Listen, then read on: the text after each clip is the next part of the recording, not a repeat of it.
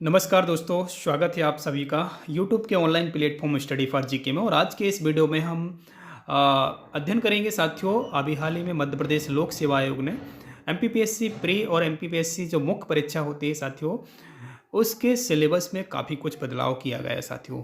तो आज के इस वीडियो में हम अध्ययन करेंगे सिर्फ और सिर्फ एमपीपीएससी प्री के सिलेबस को पॉइंट टू पॉइंट कवर करेंगे साथियों।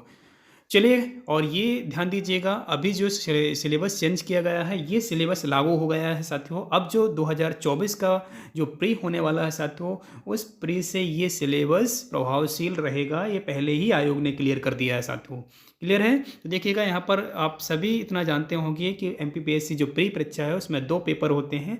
तो यहाँ पर पहला जो पेपर होता है सामान्य अध्ययन यानी जीएस का होता है। तो चलिएगा, इसमें देख लेते हैं। इसका टाइमिंग 2 घंटे का होता है साथियों। ध्यान दीजिएगा, यहाँ पर आप देखिएगा। अब आपको देखिएगा, मैं पहले ही बता दूं कि पहले भी 10 यूनिट हुआ करती थी। एमपीपीएससी प्री का जो सिलेबस है उसमें आपको जीएस की 10 यूनिट हुआ करती थी साथियों। अभी भी 10 यूनिट ही आपको पढ़ना है, लेकिन कुछ यूनिटों में बदलाव किया गया है। ध्यान दीजिएगा और वीडियो के लास्ट तक जरूर रहिएगा आप। अब देखिएगा क्या क्या पॉइंट नवीन जोड़े गए हैं, मैं आपको पहले क्लियर कर दूं। देखिए, पहले भी ये पहला यूनिट हुआ करता था भारत का इतिहास। तो भारत के इतिहास में एक नवीन पॉइंट आपको देखने को मिलेगा साथियों। अब देखिएगा, ये पॉइंट आप देख पा रहे होंगे, जैसा कि ये पॉइंट आप देख पा रहे होंगे, ये नया पॉइंट है आप लोगों के लिए साथियों। देखिएगा, संकल्पना और विचार, प्राचीन भारतीय ज्ञान परंपरा, भारतवर्ष, वेद उपनिषद आपको पढ़ना पड़ेगा।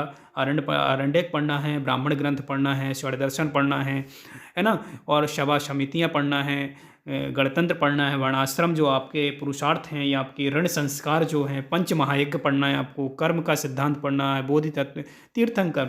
मतलब ये कहने का तात्पर्य है कि भारत का जो इतिहास है इसमें एक नवीन पॉइंट जोड़ दिया गया है एमपीपीएससी प्री के सिलेबस में साथियों। क्लियर है? इसके अलावा जितने भी पॉइंट हैं ना साथियों, ये पहले एग्जिटिव पॉइंट रखे गए हैं। जो पहले हुआ करते थे वही ये भी पॉइंट आज भी हैं साथियों, है ना। कुछ पॉइंट हैं जो आपके देख सकते हैं सिलेबस में पहले भी लगभग लगभग थे और आज भी देखने को मिल सकते हैं, लेकिन पहला पॉइंट बिल्कुल नया है साथियों। और देखिएगा, ये जो आपका पॉइंट है, जैसे कि अब दूसरा जो आपका यूनिट है जिसमें मध्य प्रदेश का इतिहास और संस्कृति और साहित्य साथियों, इसमें भी आपके कुछ पॉइंट देख लीजिएगा। ये पॉइंट पहले भी थे और आज भी अभी यही पॉइंट है लगभग लगभग, आप देख सकते हैं। ज़्यादा बदलाव नहीं है साथियों। देखिएगा, भारत का भूगोल, भारत के भूगोल में कुछ आपको देख लीजिएगा यहाँ पर अल नीलो और ला नीलो, दक्षिणी दोलन, पश्चिमी विक्षोभ, ये कुछ चीज़ें हैं आपको जो नवीन देखने को मिल सकती हैं साथियों, है ना। तो ये देख लीजिएगा। देखिए, ज़्यादा कुछ चेंजेस हुआ है, मैं उसी यूनिट के बारे में ज़्यादातर आपको क्लियर कर देता हूँ। देखिएगा, मध्य प्रदेश के भूगोल में आप देख सकते हैं, मध्य प्रदेश का भूगोल पहले भी पूछा जाता था और एक यूनिट हुआ करती थी, और अभी भी एक यूनिट ही है साथियों। तो ये भी आपको ध्यान रखना रहेगा साथियों। चलिएगा दोस्तों, ध्यान रखिएगा, 5वीं यूनिट की बात कर रहे हैं। तो 5वीं यूनिट में आपका भारत और मध्य प्रदेश की संवैधानिक व्यवस्था है। पहले भी सेम थी और इसमें अभी भी है। संविधान सभा आपको पढ़नी पड़ती थी साथियों, अभी भी पढ़ना होगा आपको। संघीय, यहाँ पर देख सकते हैं आप, संघीय प्रशासन, संघीय कार्यपालिका, राष्ट्रपति और संसद, सर्वोच्च न्यायालय और न्यायिक व्यवस्था आपको पढ़नी पड़ेगी। उच्चतम न्यायालय वगैरह यहाँ पर आपको देखने को देखना पड़ेगा आपको। संवैधानिक संशोधन, है ना, एजिटेक आपको देख सकते हैं। सारे के सारे पॉइंट पहले भी थे आपके। राज्यपाल, मंत्रिमंडल, विधानसभा, मध्य प्रदेश त्रिस्तरीय स्तरीय पंचायती राज पहले भी पूछा जाता था, पहले भी सिलेबस में पॉइंट थे साथियों। मध्य प्रदेश सुशासन, ये देख सकते हैं नवीनतम पॉइंट के रूप में। चलिएगा, अब देखिएगा यहाँ पर जो 6 यूनिट है, ये इसमें काफ़ी कुछ पॉइंट जोड़े गए हैं। आप देख सकते हैं, जो पहली यूनिट है ये 6 यूनिट में ये पहला पॉइंट देख सकते हैं, भारतीय अर्थव्यवस्था में मध्य प्रदेश की स्थिति क्या है साथियों। यानी आपको करंट स्थिति बताना है भारत की अर्थव्यवस्था में मध्य प्रदेश की। और यहाँ पर देखने को मिल सकता है, ये देखिएगा, मध्य प्रदेश की जनसंख्या और मानवीय संसाधनों का विकास, जिसमें शिक्षा आएगा, स्वास्थ्य आएगा और कौशल आएगा आपका। और इसके साथ साथ आपको जो नेक्स्ट पॉइंट आपको देखने को मिलेगा, सतत विकास लक्ष्यों में मध्य प्रदेश की स्थिति, मध्य प्रदेश की कृषि उद्योग, एमएससी आएगा आपको, एमएसएमई, और इसके अलावा अधोसंरचना विकास आ जाएगा। आत्मनिर्भर मध्य प्रदेश, एक जिला एक उत्पाद योजना के अंतर्गत कुछ चीज़ें आपसे पूछी जा सकती हैं यहाँ पर। मध्य प्रदेश बौद्धिक संपदा अधिकार आएगा साथियों, है ना। बौद्धिक संपदा, ये नवीन पॉइंट है, आप देख सकते हैं। इसके अलावा देखिए, भारतीय अर्थव्यवस्था की नवीन प्रवृत्तियां, जिसमें कृषि आएगा और आपका उद्योग आएगा। ये पॉइंट आपको अच्छे से बेहतरीन कवर करना होगा, क्योंकि ये 10 यूनिट है, सॉरी 6 यूनिट है। और 6 यूनिट आप समझते हैं नहीं, प्रत्येक यूनिट से 10 क्वेश्चन लगभग लगभग पूछे जाते हैं साथियों।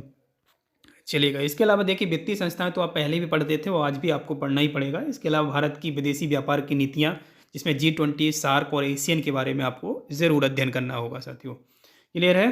चलिएगा, अब बात कर लेते हैं जो मध्य प्रदेश लोक सेवा आयोग की जो प्री की जो पहली जो 7वीं यूनिट हुआ करती थी साथियों, प्री सिलेबस जो था उसमें 7वीं यूनिट में जैसे कि आप देख सकते हैं विज्ञान और पर्यावरण, जिसमें स्वास्थ्य है ना, कुछ पॉइंट आप देख सकते हैं जिसमें से आपके पहले ही भी ये भी पॉइंट आपको पहले भी कवर करना होता था, जिसमें आपको विज्ञान की प्रमुख शाखाओं के बारे में है ना, प्रमुख ज्ञान है ना, इसके अलावा भारत के प्रमुख वैज्ञानिक संस्थान उनकी उपलब्धियों के बारे में, जिसमें आपको इसरो पढ़ना पड़ेगा, DRDO वगैरह पढ़ना पड़ेगा, मानव शरीर की संरचना, उपग्रह, अंतरिक्ष प्रौद्योगिकी, अंतरिक्षयान है ना, भारत की उपलब्धियां क्या हैं इसमें उपग्रह अंतरिक्ष के क्षेत्र में, पोषण आहार, पोषक तत्व, कुपोषण है ना, ये सारी चीज़ें आपको इसमें आपको बायोलॉजी भी आपको पढ़नी पड़ेगी। इसके अलावा प्रौद्योगिकी भी आपको देखने को मिल सकती है, इसमें आपको पर्यावरण भी आपको देखने को मिल सकता है, ये देख सकते हैं, जैव विविधता वगैरह, स्वास्थ्य वगैरह, आनुवांशिक रोगों से संबंधित कुछ पॉइंट हैं आप देख सकते हैं। इसके अलावा देखिएगा 8 यूनिट में पहले भी आपको देख सकते हैं कि 8 यूनिट में अंतर्राष्ट्रीय और राष्ट्रीय मध्य प्रदेश की समसामयिकी यानी करंट अफेयर का जो टॉपिक है वो साथियों 8 यूनिट हुआ करता था। तो पहले भी इसमें एजुटेक था कि जिसमें आपको अंतर्राष्ट्रीय समसामयिकी घटनाएं पूछी जाती थी, राष्ट्रीय पूछी जाती थी, उसके अलावा मध्य प्रदेश में जो घटनाएं घटित हैं वो भी पूछी जाती, तो इसमें कोई बदलाव नहीं किया गया है। अब देखिए 9 यूनिट की बात कर रहे हैं तो 9 यूनिट में आप देख सकते हैं 9 यूनिट में है आपका कंप्यूटर का आधारभूत ज्ञान आपको पढ़ना पड़ेगा साथियों। यहाँ पर इलेक्ट्रॉनिकी और सूचना और संचार प्रौद्योगिकी, रोबोटिक्स के आर्टिफिशियल इंटेलिजेंस और साइबर सिक्योरिटी और ई गवर्नेंस मुख्य पॉइंट है। और इसके अलावा आप देख सकते हैं इंटरनेट और सोशल नेटवर्किंग प्लेटफॉर्म आपको अध्ययन करना होगा साथियों।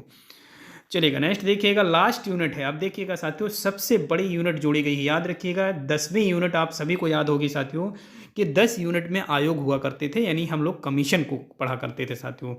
अब सारा का सारा जो 10 यूनिट है उसको एंड कर दिया गया है, एक नवीन 10 यूनिट के रूप में नवीन पॉइंट जोड़ा गया है जिसका नाम है साथियों मध्य प्रदेश की जनजातियाँ, विरासत, लोक संस्कृति और लोक साहित्य। आयोग को यहाँ पर लगभग पूर्णतः ही समाप्त कर दिया गया है, क्योंकि पहले जो हुआ करता था 10 यूनिट में सिर्फ और सिर्फ आयोग हुआ करता था।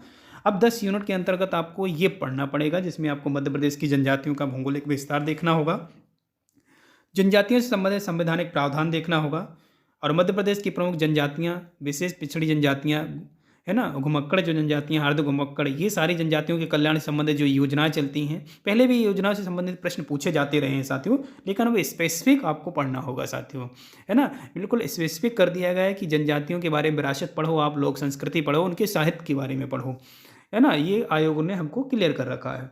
इसके अलावा देखिएगा मध्य प्रदेश की जनजातियों की संस्कृति पढ़ना है आपको, है ना, उनका कल्चरल पढ़ना होगा आपको, परंपराएं, विशिष्ट कलाएं, त्यौहार, उनकी जो भी बोलियां हैं, भाषाएं हैं, वो भी आपको अध्ययन करनी होगी। यहाँ पर मध्य प्रदेश की जनजातियों का भारत के स्वतंत्रता आंदोलन में योगदान पढ़ना होगा, है ना, जैसे 1857 की क्रांति में क्या योगदान था, ये सारी चीज़ें आपको पढ़नी पड़ेगी आपको 10 यूनिट के अंतर्गत। मध्य प्रदेश की लोक संस्कृति, आपको लोक साहित्य के बारे में अध्ययन करना होगा। तो लगभग सबसे बड़ा जो बदलाव देखने को मिला है साथियों कि कमीशन पूर्णतः हटा दिया गया है साथियों। अब आयोग की यूनिट खत्म कर दी गई है, 10 यूनिट में नवीन बदलाव करते हुए आयोग ने कहा है कि मध्य प्रदेश की जनजातियों की विरासत और लोक संस्कृति और लोक साहित्य के बारे में अध्ययन करना होगा साथियों। तो बस आज के इस वीडियो में हमने जाना है साथियों मध्य प्रदेश लोक सेवा आयोग द्वारा जारी किया है नवीन सिलेबस साथियों। अगर वीडियो आपको पसंद आता है तो वीडियो को लाइक जरूर कीजिएगा, चैनल में पहली बार है तो चैनल को सब्सक्राइब जरूर कीजिएगा। चलिए मिलते हैं नेक्स्ट वीडियो में, जय हिंद।